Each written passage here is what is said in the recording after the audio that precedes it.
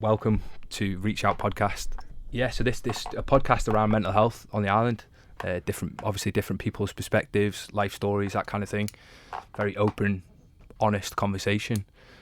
Hopefully we do many more with a lot of different people, but today you're in the hot seat. Paul Jones, IOM manager. Hello mate, how you doing? Yeah, I'm alright. Nervous, but... Yeah, I'm nervous as well, to be honest. Yeah, now we'll get there. You've got a great story. Well... Life story. Yeah, maybe. We'll find out, won't we, how many people listen to the end of it. Well, to be honest, the aim of the game here is for people to get tips and things like that. So, like of what I've been through, if someone got one tip out of what I did to get myself back to where I'm at now, then that's enough, isn't it? I hope that's enough anyway. Yeah. Hopefully, yeah. If somebody gets something out of this other than me and you talking to each other for an hour, then it's been a bonus, hasn't it? If it goes quiet, then I'll probably fall asleep anyway. Listen, so keep your story going. So tell me where you started. Obviously, you're a football player, football manager now, but you started playing. Yeah, sport's always been massive in my life. Anyone who knows my family, my dad and my mum, and their backgrounds on the Isle of Man will know that I couldn't really get away with not playing sport. So it's always been a huge part of my life. And it happened that football was the thing that I was probably better at than others. But having said that, football was the one that I tried hardest at. Yeah, and I obviously with Dad being so good. Yeah, I've heard the stories. He was all right, to be fair. He's like the best player I've ever seen. Yeah, so many people have said that to me, But obviously I only knew it from when he taught me maths and shouted at me. He was good at that as well. Yeah, he was very good at that, he was. Yeah, I've heard good things about him playing. Yeah, he was some player, was Dad. I probably don't tell him enough, but he was unbelievable. Too good for the Isle of Man. But there was a number of players of that era that were amazing footballers, and I used to love on a Saturday afternoon just going and watching them play. It was brilliant, and I wanted to be able to be for people to talk to me in the same breath as my dad, but that's never really happened. Same. I think that's same with me and my brothers. So Paul, take us back to earlier in your football career. Yeah, when I didn't get another professional contract at 19 years of age, that affected the rest of my life, but the next 10, 12 years of my life and all my relationships, personal, professional relationships, family relationships, personal relationships, it affected me on every level.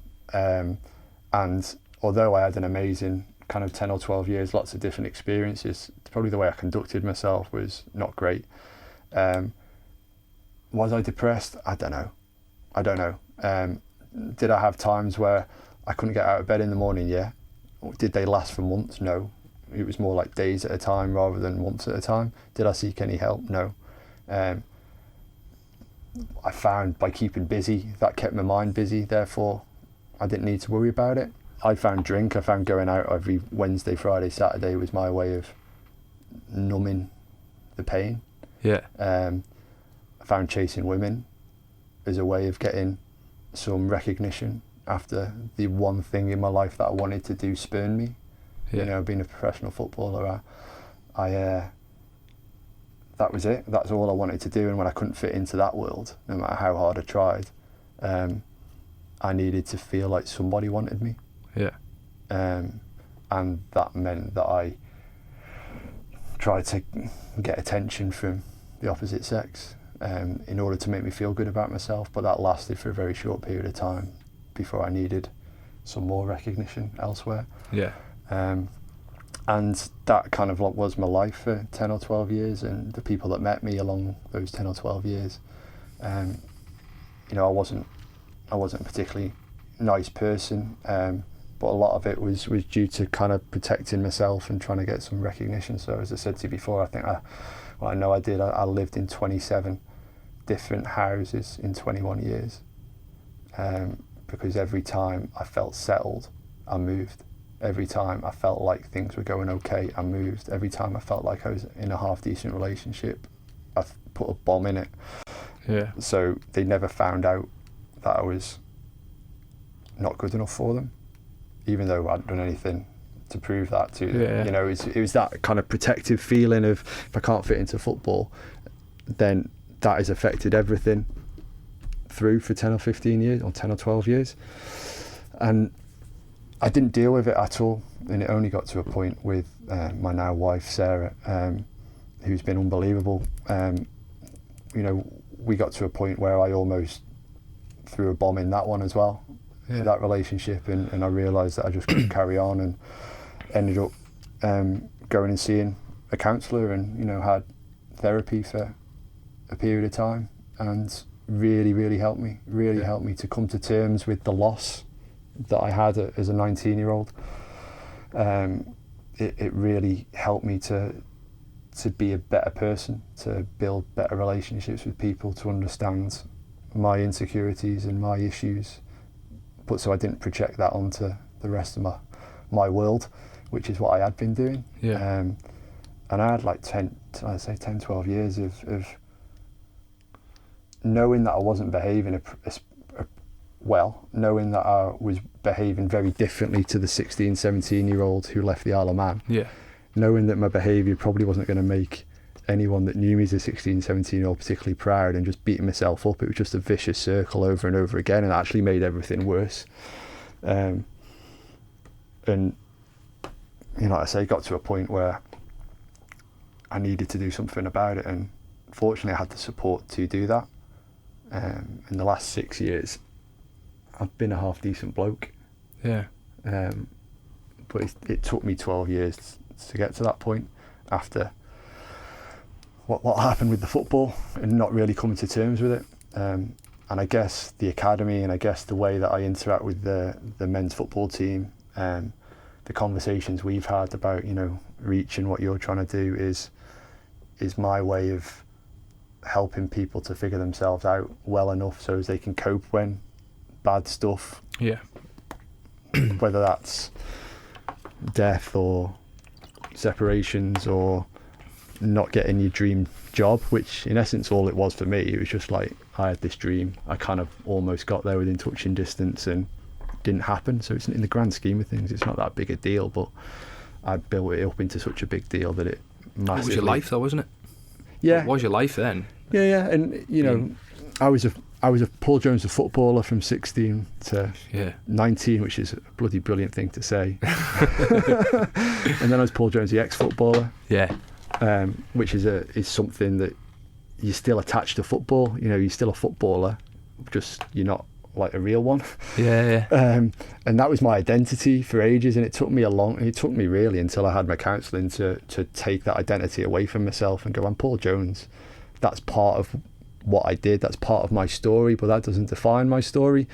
I'm also a dad, I'm also, you know, a husband, I'm also a half decent friend to people who I'm fortunate enough to be my friends.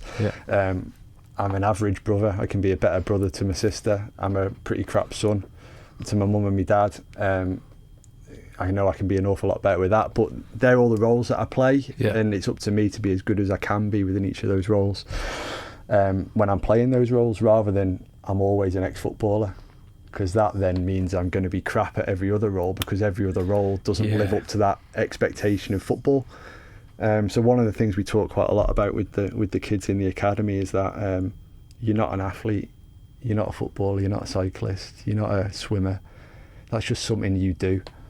And you happen to be quite good at this and good at it in this moment in time. That's great, but you might not be forever. So if you identify yourself as a swimmer, then when you're not a swimmer anymore, what are you? You're still you. I understand. You're still you, aren't you? That makes a lot of sense. You're still you, and if we can help people to identify it's part of who you are and what you do, not the only thing that you do, and it's for you to set the narrative about how people define you rather than allowing them to call you a swimmer. It's not. It's like, you're Adam. You're not. You're not. Whatever it be, Adam the footballer. You're not. Couldn't have been called that. No, I know. It's just I was reaching for something. Reach, you like it? Thank you. But and that's based out of my experience, because I just went in a downward spiral for a long time, and kind of didn't really take any accountability or responsibility for my actions, because I just accepted that was how I was, and it was only by pressing a pause button and going and speaking to somebody and working through some of the insecurities that I have. Insecurities are a massive part of it, I think. Yeah, and still have. Yeah. I still second guess. I'm still trying to prove something to somebody, and I've not yet realised I'm trying to prove it to myself. Sounds like it. Yeah. But that gives me quite a lot of drive and determination to do what I'm doing. So I don't want to lose that, but I also need to like burst the pressure bubble that I build up on myself all the time. I still keep myself too busy. You know, I still, you know, don't like sitting. Like if Sarah's out of the house and my daughter's out of the house, or even if she's upstairs in bed, I can't sit still. I can't like sit and watch a film or watch a program. I can't like concentrate. So I work. Yeah. The only time I can switch off is when I sleep. And then if I don't sleep very well, then I'm not really switching off. So it's a tough. But I know that part of it is me and part of it is I have to deal with. But I know I'm not the only person that feels like that, and I also know that with social media and with constantly people able to get in contact with you, if you don't manage that very well, then it just builds and builds and builds and builds. And when do you switch off? When do you have time to calm down? When do you have time to let your mind just chill out a little bit? You know, I know all this stuff and the research behind, you know, being a half decent human being, but I can't follow it. I'm struggling. I'm stood up there talking to people at the Sport Aid Academy and going, I can't do any of this stuff. You know, I'm here talking to you about how you can do it, but I'm struggling my backside off. Do you know what I mean? I'm like a duck sat on water with my legs just going like that constantly. I get that, but you're a you know, for them younger people that you're working with, you've been there and you've lived that life that you're trying to stop them from falling into, kind of thing. Yeah, I'm not trying to stop them doing it. No, I don't mean like stop give them but the skills to cope when they hit a bump in the road or a cliff. Do you know what I mean? It's like having the skills. They can look up to you. They can look up to you and say, "Well, you know, Paul did go away and you did play professional football, and you didn't get that contract that you thought you were going to get, but how you dealt with life afterwards wasn't the best way, and you knew that. So by living experience, you can help them to not." Yeah, but I still can't get out of my head that so when I'm standing up there in front of the academy and we're going to start again in September, I'm going to have to work very hard not to stand up there and go, I had a dream to be a professional footballer, and I should say, and I succeeded, although it was for only 1 year. I did succeed in that, but I didn't have a career. You know, I sat down with name drop Colin Calderwood and Chris Hughton and all the rest of it when I was working at Norwich. Yeah. And we were talking about having professional careers and when would they consider somebody having a professional career, and we were having a bit of banter, and Colin Calderwood, you know, ex-Tottenham captain and all the rest of it, goes, only after you've had 100 appearances can you say you've been a professional footballer. No, that's ridiculous. No, but you know, I get it. I understand what he's saying and all the rest of it, but I would still stand up there and say I failed because I didn't do what I wanted to do and I thought I was capable of doing. Now I've still got to do a little bit of work on myself to go, actually I didn't fail, I was going to say, how do you look at it now? Like, because I feel like, from my point of view, I think you've absolutely succeeded in it.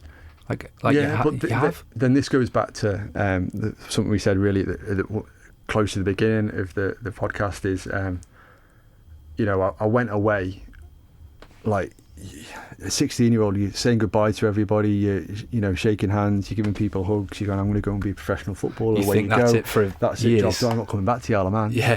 This is me, job done. I'm going to go and make a career myself, and whether it's in England or Scotland or somewhere else in the world, that's me, job done. At 18, 19, and before I stayed away, you're then coming back, and you're not a professional footballer anymore. You know, what's happened? Why aren't you? Oh, I wasn't good enough. Or I didn't get another why didn't you get another contract? Well, I know why I didn't get another contract, but unfortunately for me, it wasn't because I was good enough. But that doesn't help me come to terms with it. Yeah. But you still then got loads of questions when you come back to the Isle of Man, and then there's a perception of people talking behind your back about it. Then there's that feeling like you've failed, and there's a feeling like you've not done your dad proud or your mum proud. Yeah, there's a feeling like you're coming back into a community having not done what you set out to achieve. And I know I'm not the only person that feels like that, having gone away from the Isle of Man and come back again. Because everybody's aware, not everybody, but you feel like everybody's aware. Everybody in football was aware of what you're going and doing. Like everybody in, I don't know, any other sport knows when people leave the Isle of Man, they're going and leaving, and then if they come back, they're aware they come back. That feeling of coming back, and the feeling for the individual that comes back into this environment is usually, oh my God, I've failed, or they're not going to think I've done well enough, or I could have done so much better. And you do have that feeling of, you know, the Manx nation, and you're out there representing, and you're trying to blaze a trail for other people. And again, maybe I overthink things, and maybe other people don't think like that, but I thought, if I can do well here, then other people in the future will get an opportunity. And you come away and you come back and you go, I've blown it, or I've not done as well as I could have done. So therefore that might have a lasting impact on other people. And I know I overthink stuff. Well, you obviously do, because it strip it down. But nobody came back. When I came back, not one person said to me, "Well done." Wow. So that goes back to, if someone had said "well done," maybe they feel I don't need to have those thoughts. Yeah, I get that. Or if they go, "Well, why not? Why haven't you done that? Why didn't you do that?" Or how you feeling, and blah blah blah. That doesn't say, oh, by the way, we're proud of what you did. Yeah. In our eyes, you succeeded because you got a pro contract, and it's not about me. Like, it's about anybody in the Isle of Man at any time or anywhere. You know, it's that unsaid, something that has been unsaid, even though people may be thinking it, has a potential to have an impact on the individual. It's just your mind spiraling. I'm the sort of person that it spirals out of control. I am, yeah. And I think there's a lot of people on the Isle of Man like that, because of all the stuff we spoke about beforehand. Yeah. So yeah, and I know there's an awful lot of people, you know, who do quite well in sport, who maybe don't go as far as they would like to, who then come back into the Isle of Man environment and nothing's said. So people don't know what to say to them, so they don't say anything. Yeah. Or they want to know the detail, they want to know the gossip around, you know, why they're not in the UK anymore, or competing around the world. Of course they do. Why can't it be, oh, by the way, I thought what you've done over the last few years is brilliant. We're all proud of you. Yeah. No matter what happens now in the you know, what you've done has been brilliant. I know when I went with Connor Doyle a few times to hit some of his trials, and I know I was massively proud of him just watching him, you know, playing out there in front of all this crowd. And you know, I was stood in the crowd saying to the guy next to me, they were like, who's this guy on trial? And I'd be oh, he's my mate Connor. And you know, I was super proud knowing that, you know, I was from the Isle of Man and he was going and doing this. And especially lads in America, look what Liam Doyle's doing. Like, it's incredible. He's flying the flag, things like that. But I'm going to go back when you say, like, you were thinking back then, like, maybe it'd have a lasting effect on people who want to go and do it in the future. If you failed, you're giving people the opportunity to go away as well and have careers. So that can go out the window, because you don't even need to think about that, because look what the opportunity you're giving people now. And do you know what I mean? And that, you know, that was how I felt then. I don't continue to feel like that, but it's part of my drive for what I'm doing in football with trying to set up a football club to play off Ireland. I didn't know if we were allowed to mention that. Yeah, well, okay. Yeah, we're not going to talk about it in detail, but yeah, FC Isle of Man. We're trying to set that up. The stuff I do with the Sport Aid, Isle of Man Sport Aid and Sport Aid Academy is me trying to provide opportunities that for other people that were given to me by Paul Truman, by Richard Hudgeon, by other people on the Isle of Man who I'm really grateful for going out of their way for me, you know. And I think, you know, part of why I do what I do is, you know, if I'm not doing it, not who is, but, you know, is like, you know, Dicko does the same with the stuff he does for the football lads, you know, goes out of his way to get people opportunities. I've heard that, you know. He's brilliant. People don't understand what he does. I didn't either. And he probably doesn't want me publicising it or telling people too much, but what he has done in order to help some young people have opportunities in the game is unbelievable over the years, and fair play to him. But again, it comes down to, you know, he wants people to have the opportunities that he had. and also to take advantage of those opportunities maybe better than we did at the time, by maybe giving them some of the support that was lacking when we were there, but also giving them the skills and the independence and the self-reliance and capacity to cope when they get there, so they don't fall out of the game or they don't fall out of the sport like we did, and like lots and lots of other people have done from the Isle of Man. You know, we produce an unbelievable amount of young people who could be professional athletes in a wide range of sports, like what we do. And I won't bore you to death around this, but it's one of the best places in the world to be a developing athlete, but we don't have a very good percentage of keeping them in the programs once they get to 19, 20, 21, 22. And part of that is the capacity to cope physically or psychologically, mentally, emotionally, because of some of the great things that are here on the Isle of Man turn into not being overly helpful when you get into the big wide world. Yeah. So, you know, part of our drive is to help make sure people have the skills that we didn't and other people didn't. It's a credit, to be fair, to you guys, like massively. Yeah. I mean, because not everyone would think that. I don't think everyone would think that way at all. I think some people are just, you know, rather not get back involved and sort of go and hide away for the rest of their lives and do a bank job or do you know what I mean? Do something different. Yeah, I think some of it is like, Lee and I are very different people. He's slightly louder than I am.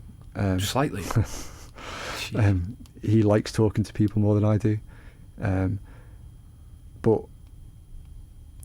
we don't stand and wait for people. You know, we crack on and do stuff. I think sometimes people either need to be asked or they don't understand how they can help or where they fit in. We also, I don't think, recognise on the Isle of Man just how many amazing people in a wide variety of professions and skills that we have on our shores.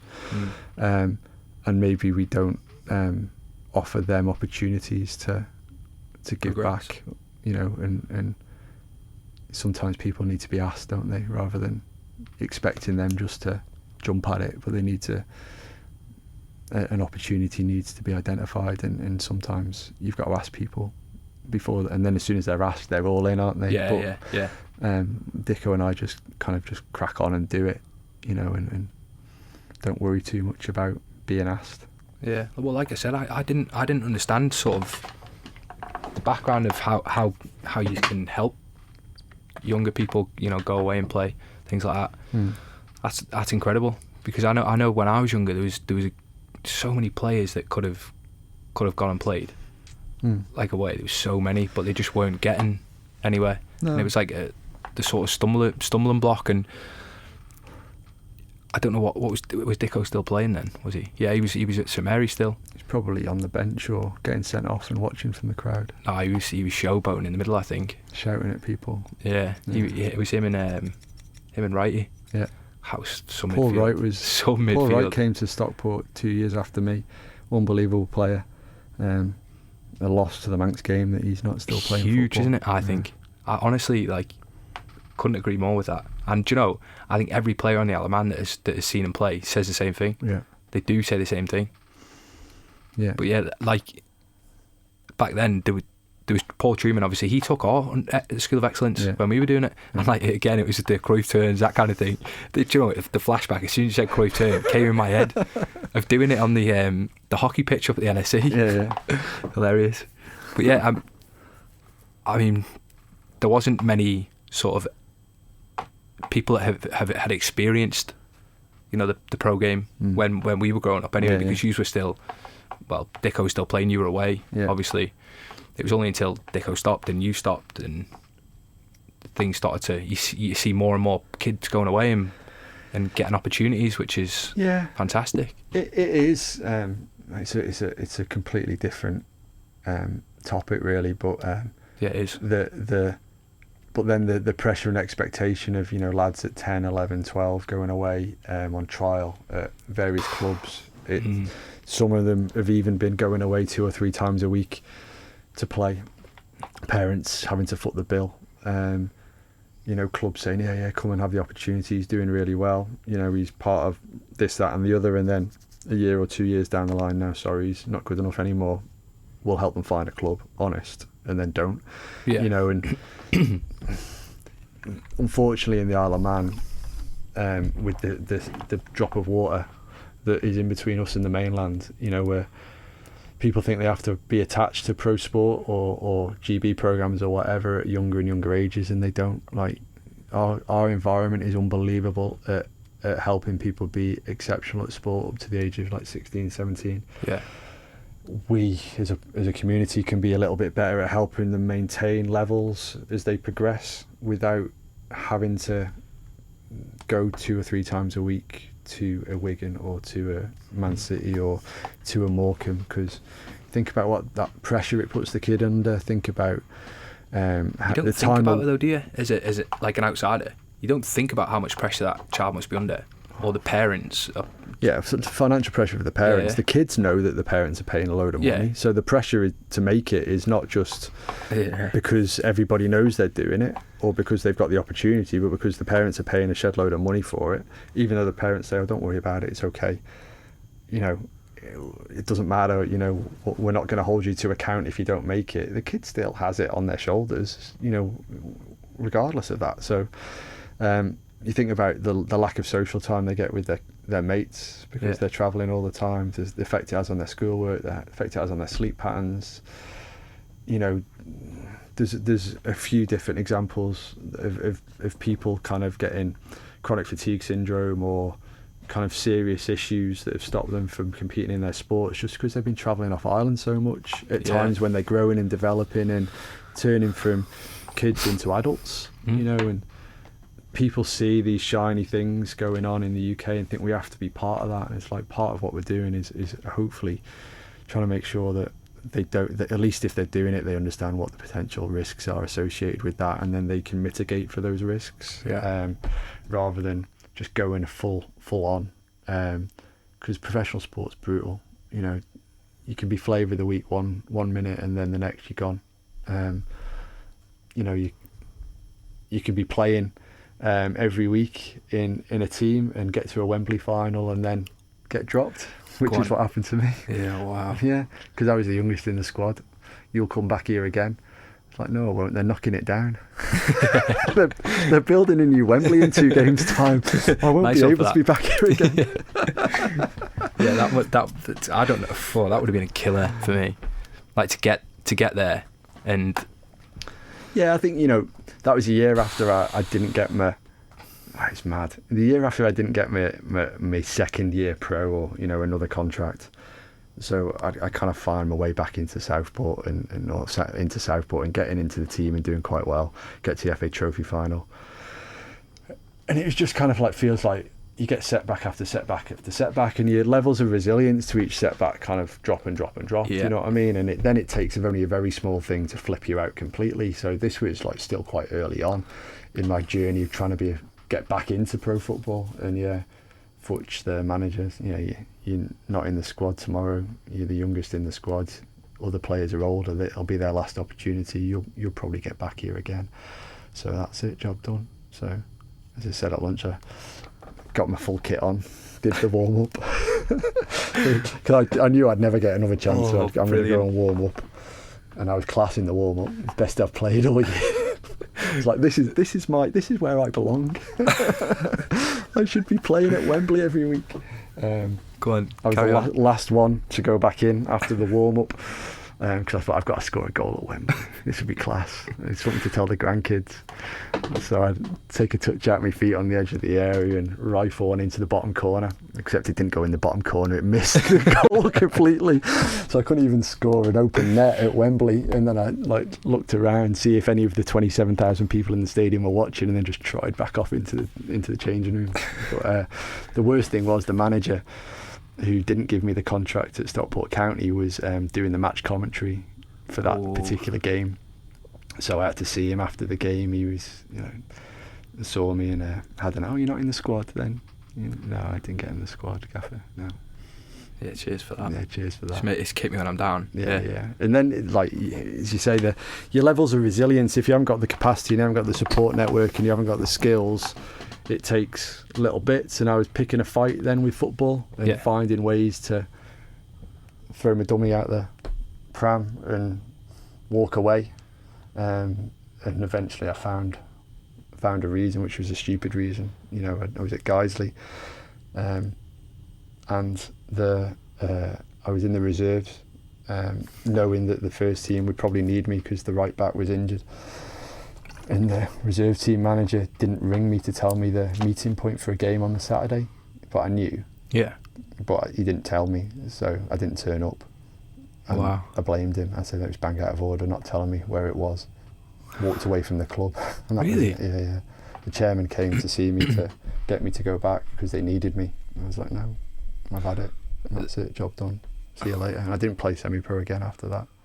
Does that go back to, like you say, you used to throw bombing things? Yeah, a little bit. Yeah, I mean, the level. I don't know. I was playing at a team called Ossett when I was at uni, and when we were training again, we were training with the reserves one night. Although I was playing in the first team, and the reserve team manager dropped dead and had a heart attack during our training session. Wow. There's a lot of young lads there. We did CPR on him for a while till the ambulance came. I went and identified the body. I told the manager, just tell the lads that he was dead at the scene. Like their CPR couldn't have helped him. Yeah. You know, otherwise it might mess with him a little bit. So we went back and told the lads that, and then that happened on a Monday night, and then we met on the Thursday night with a game on the Saturday. So he called a meeting with everybody. He was like, what do you want to do for Saturday? And this lad, Mick, had been at the club for years and years, and they were all like, no, we're not in the right frame of mind to play. We're not playing. So he was like, okay, that's fine, not a problem. See you at training, Saturday, 2:00. And everyone just looked around the room and was like, what? So I wasn't shy back then. I kind of said, look, Gaffer, to be honest, I don't think that's appropriate. If we're not in the right frame of mind to play, we're not in the right frame of mind to train, because you're not going to accept us all just turning up and going through the motions. You're going to want a full hit out of us. So it's like, you're here 2:00 training. I said, I think you're wrong. If we're training, we're playing. And if we're not playing, we're not training. So he made us all train. I didn't turn up. That was me done at that football club. I didn't turn up. I didn't go back. But my coping mechanism is walking away. My coping mechanism is not communicating. My coping mechanism is avoiding conflict. You know, if there's an issue for 10, 12 years, I wouldn't raise it. I would just walk away. I'd like throw a ball under it. I'd just, disappear, walk away, gone. Find a new job, find a new girlfriend, find a new whatever it might be, and that's not appropriate communication, is it, or appropriate life skills. So I think one of the things I'm a little bit better at now is being able to talk through things, and a lot of what we do with the academy and a lot of what we do with even the senior men's team is having open communication and being able to talk through things, talk through issues. Just because you disagree, it doesn't mean you don't like each other. It's part of a normal relationship. But you got to work through it. You got to trust each other and respect each other enough to be able to tell each other when you disagree, and then work through those issues and work through those problems, rather than putting the shutters down and disappearing, which is what a lot of people do, I think. Yeah, it hit a nerve when you said that about the blocks of resilience sort of getting smashed down. Because I actually think that's what triggered mine completely. Yeah. I think it was just a few knocks, like little knocks. They weren't massive knocks. It was little knocks, and it got to a point where I just felt so tired and so drained. Yeah. And that's when his first panic attack hit me like a ton of bricks, and then I couldn't get out of that hole. Then there was no resilience left. It had gone. Yeah. And like you, I probably wasn't the nicest guy. I probably, especially with women, I didn't treat them the way they should be treated. I went maybe looking for that when I shouldn't have. Yeah. And I think it was just a build up of little tiny knocks that just completely, because obviously I thought I haven't got anything to be panicked over, to be worried about, anything like that. Yeah. When I actually strip it down, I think there was little things in my life at that point that really did affect me, like obviously quite hard. Yeah. And it's only when all of that sort of kicks off and happens, you realise that you broke all them barriers down, and there isn't any barriers left, and you're gonna fall. Yeah. Yeah. But obviously now, and like you say, I've done my research. That's how I got out of it. I've done my research on how to build that resilience back, how to techniques on like to stop panic attacks so that you can start to build that resilience against the panic attack again. And I think that's been massive in my life. It's been building them blocks back up. Yeah, it's like life. I think they said before, life's tough. Life's a series of like stuff that tests you, just happens all the time. No one goes through life where it's just, there's everything. No, nobody. Not at all. And like shit happens quite frequently, whether it's your car needing extra work done, or getting a parking ticket, or having an argument with someone, or not getting the promotion you wanted, or there's so many bits that test you. And if you don't have periods of good or hope or something that builds you back up again in between all those little bits, then it does like drain you and drop you away. Yeah, of course. So it's natural though, isn't it? It's good. Yeah, of course it is, and that's for everybody. And I before the Island Games, I was really low. I was the lowest I'd been for years, long time. I had a 2 or 3 week period where I was struggling, and I can't even explain why. Yeah, I think everything just got a bit too much for me. I'd kind of spread myself a bit too thin, and I was in a really kind of, I wouldn't say bad, I was in a bad place. I was a bit worried about myself, and worried about how I was or wasn't interacting with my family and friends. But on anybody who knew me in a work mode or football mode wouldn't have really seen a difference. But we had an amazing experience in the Island Games. I went away and met some university friends for 4 days in Toronto, and I came back a different person. Yeah, because I had those 2 experiences rebuilt me again and gave me the space, re-energized me to then be able to cope with what's going to happen next. You know what I mean? Yeah.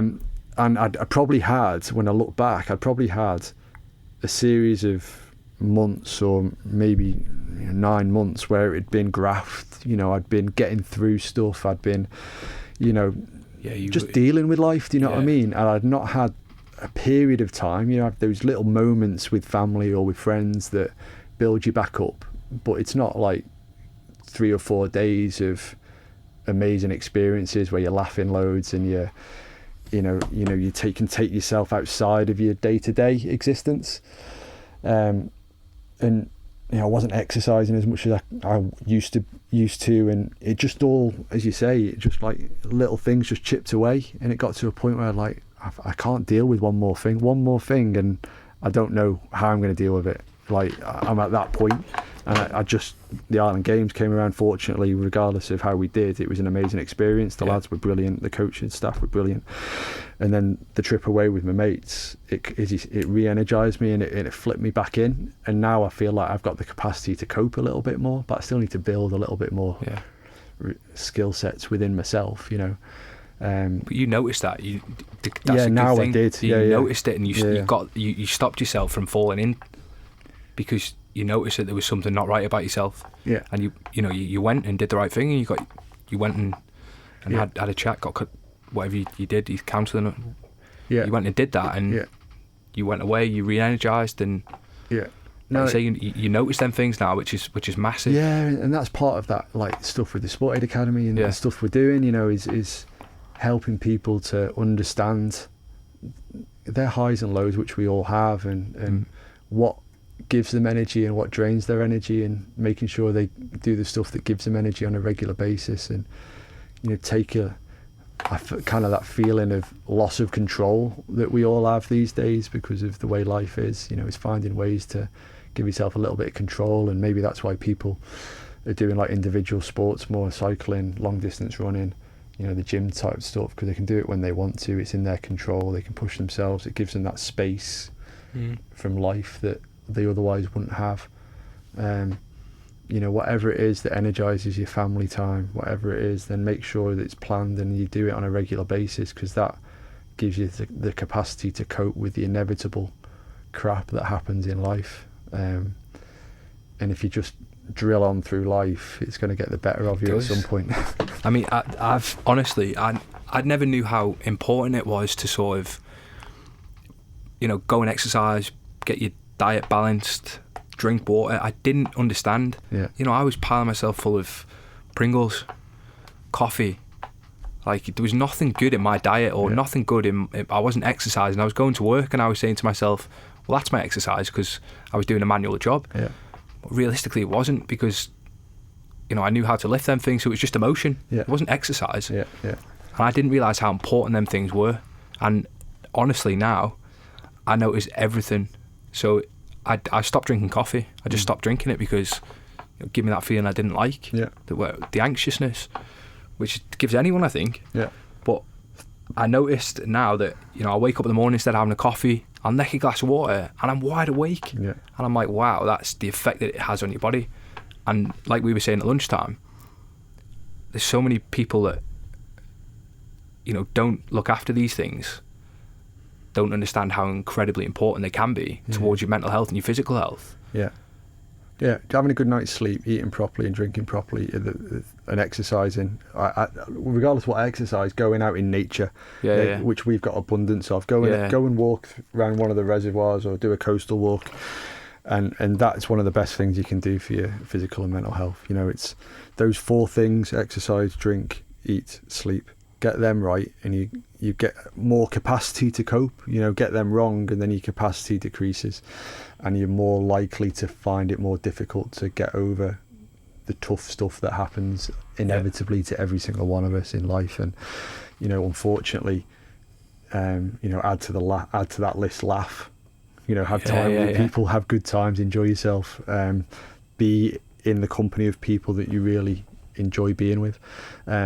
Unfortunately, because of technology, you know, I run with my watch. You know, there's a thing in running at the minute that people are getting rid of the technology and running by feel a little bit more.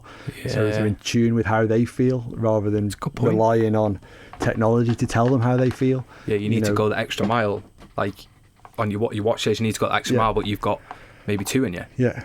But you're not pushing yourself. Pushing yourself to do it. Or vice versa. To my heart rate's 170. It's normally 160. I'll ease back a little bit. Sure. Like, you know, don't push it too up. But if you're not aware, and you're just aware of how you feel, and you just, you know, we're so reliant now on technology, and it's dominating our lives and giving us a feedback all the time, that we're not listening to ourselves, and we're not listening to other people, and we're not taking our feedback based on back to the human relationships. You know, and if as a wider community in the Isle of Man, we can try and be better, you know, and try and have eye contact, laugh and joke with each other, and build trusting relationships, then a lot of those kind of issues around kind of mental and physical health, they're not going to be solved overnight, but, you know, it's a solid foundation to build on. Otherwise, everything else is just a sticking plaster, and you're medicalising it, and you're labeling people when they don't need to be, and you're dealing with stuff that happens every day in schools that is part of growing up, that we ideally can be helping our kids to develop the skills so they deal with it themselves, rather than having to be dealt with by an external agency because it's been labelled as something bigger than it actually is. Yeah, I don't know, but yeah, I'm not. And again, I'm not trying to be flippant. And no, I agree with you. I mean, you can't judge. Like that's what you don't like. I don't judge when I speak to the children in school, because that's not what I'm there to do. Mm-hmm. I think, you know, it's nice because you get some that come in to speak to you, you know, that are struggling with life, and it's just about sort of giving them some tips, like, you know, drink some water, change your diet, get out and go for a run. And what you're experiencing is normal. Completely normal. Them nerves are completely normal. You know, you've split up with a girlfriend. You know, that feeling of, oh, am I good enough? That kind of feeling, completely natural. It's completely natural. It doesn't need to then escalate to, you know, like you say, a label or anything like that. You can deal with that just with some little tips, with some watching videos online, that kind of thing. There's loads of great stuff to it. The internet's obviously not a huge help for your mental health, but there's so many things on there that can really help you if you use it appropriately. Exactly. It's really decent. So I really enjoy doing the school stuff, because it, like, it's like life experience kind of thing. You can sort of, just little tips can really change a person. Yeah. And change their outlook on school. Yeah. And I think some younger people need that more often. Yeah, I think that there's that feeling that young people have today that maybe we didn't have quite so much. That feeling of, you know, we feel like we're being kind of judged because of the islands community, but you know, they're never off. You know, they're always online. They're always being judged. They're always feeling like they have to have a perfect life potentially, or you know, nothing can go wrong, and if it is, then it's going to be discussed. Yeah. They go home from school, they've had a conversation with their friend that didn't go so well, or they've had an argument with somebody, and that carries on until 2 a.m. Whereas when we left school, that was it. Left, gone. Yeah. You didn't see that person until the Monday morning again, and then he's probably forgotten about it, and you just move on. And or if it is, you just have a quick conversation and away you go. It's like you know, their issues follow them around, and then they turn into even bigger and bigger things because they're following them around. And I don't know how best to help them to cope with that, because we haven't been through it. But at the same time, everything they're feeling is normal, and everything that, you know, they're going through, somebody will have gone through at some point in their adolescence, and it's helping them understand what is something to seek help for, and what is something that, you know, formal help, and what is something that is pretty normal and okay. And you know, it's that whole it's okay not to be okay. Like it is. Yeah, it is. It's fine. It absolutely is. And if you're not, then that's probably not okay. Do you know what I mean? If you're not okay, then that's not okay. Just exactly. And what I think is happening now is you're seeing more and more people talking about it, which is hopefully going to change the way the Isle of Man looks at it, because it's like you say, it's a community as well. It's a smaller community. Word gets around very fast. The conversation can really escalate very fast, and we can start to talk about it. Yeah. Like I said, going in town and people coming up and saying, you know, I struggled.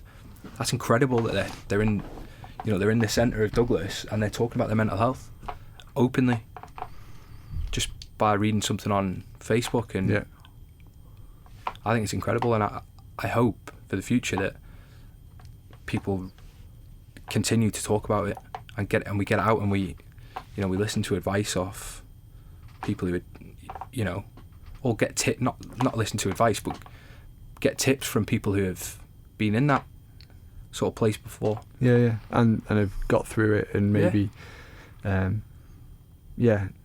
maybe used inappropriate strategies, and can offer advice as to maybe different ways to think about it. But the conversations, it's good to have the conversations, but the conversations kind of have to be appropriate, and they can't lead into, you know, over kind of medicalizing something that's just like a pretty normal emotional response to something that's happened that isn't very nice. Yeah.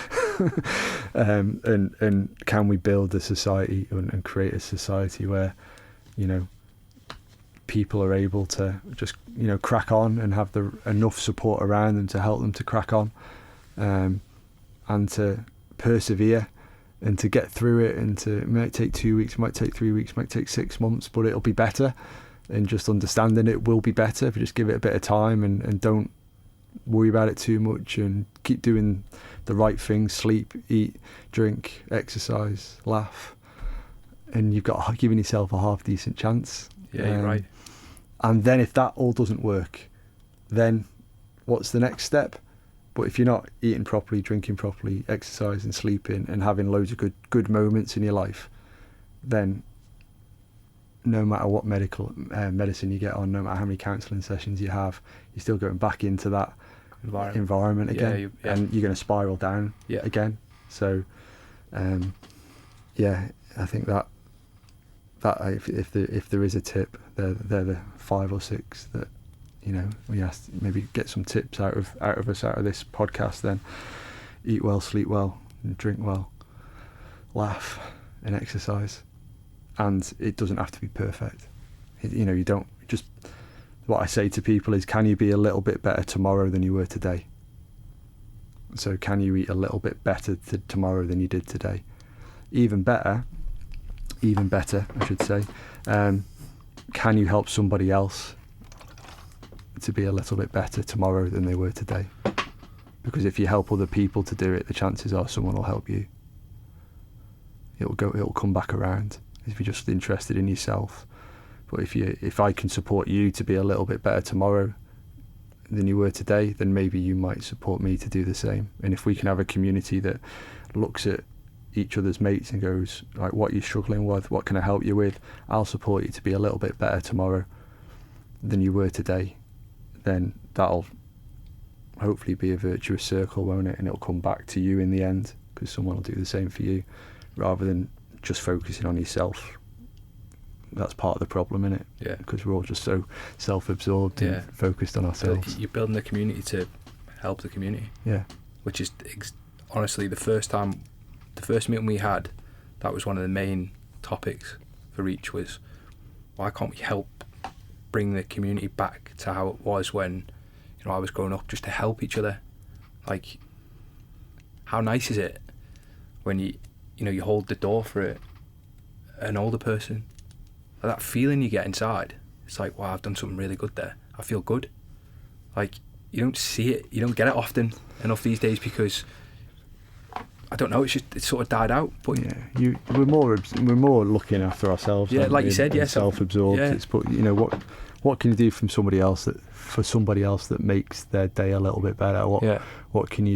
How can you support somebody so their tomorrow is better than it was today? You know, and they don't have to be big things. It can be a hello, it can be a smile, it can be a, you know, you look good today. It can be, you know, whatever it might be. It doesn't have to be a big thing. And I think all the little small things we can do to help each other and support each other turns into a hugely big, positive community and environment. I think we try and set our sights too high sometimes on what we need to do. Yeah. And it needs to be this massive intervention. Well, the intervention needs to be, let's smile at each other more, let's talk to each other a little bit more, let's look at each other in the eye a little bit more. If somebody is asked for a little bit of assistance with someone, let's do it, let's follow it through, rather than blanking them in the street and having your headphones on when you're not listening to any music. Ruthless. Right. We've spoken too long. That's going to be 2 episodes of the podcast. No, that's not. No one will listen to that for that long. No, but we'll rip it down. Edit it. Yeah, but yeah, I've really enjoyed it. No, it's been great, mate. Yeah, it has. Love talking to you. Dead interesting, and hopefully people can get something out of it. And yeah, we'll do this again. Hopefully you can get some tips out of it. And if you do need any sort of anywhere to go to talk, please give us a shout.